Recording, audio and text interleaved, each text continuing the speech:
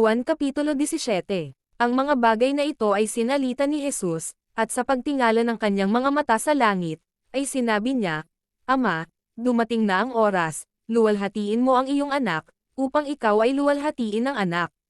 Gaya ng ibinigay mo sa kanya ang kapamahalaan sa lahat ng laman, upang bigyan niya ng buhay na walang hanggan ang lahat ng ibinigay mo sa kanya.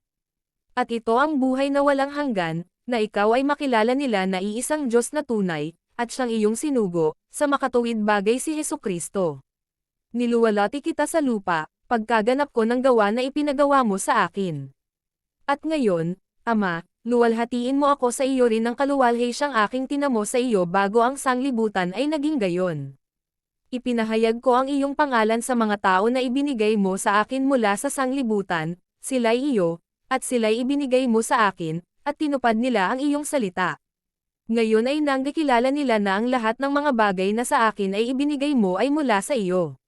Sapagkat ang mga salitang sa akin ay ibinigay mo ay ibinigay ko sa kanila, at kanilang tinanggap, at nanggakilala nilang tunay na nagbuhat ako sa iyo, at nagsipaniwalang ikaw ang nagsugos sa akin. Idinadalanggan ko sila, hindi ang sanglibutan ang idinadalanggan ko, kundi yaong mga sa akin ay ibinigay mo, sapagkat sila'y iyo. At ang lahat ng mga bagay ay iyo, at ang mga iyo ay akin, at ako'y lumuluwalhati sa kanila. At wala na ako sa sanglibutan, at ang mga ito ay nasa sanglibutan, at ako'y paririyan sa iyo. Amang banal, ingatan mo sila sa iyong pangalan yaong mga ibinigay mo sa akin, upang sila'y maging isa, na gaya naman natin.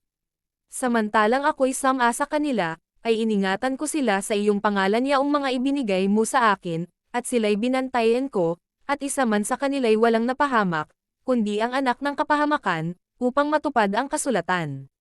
Ngunit ngayon ay napaririyan ako sa iyo, at sinasalita ko ang mga bagay na ito sa sanglibutan, upang sila'y mangagtamo ng aking kagalakang ganap sa kanila rin.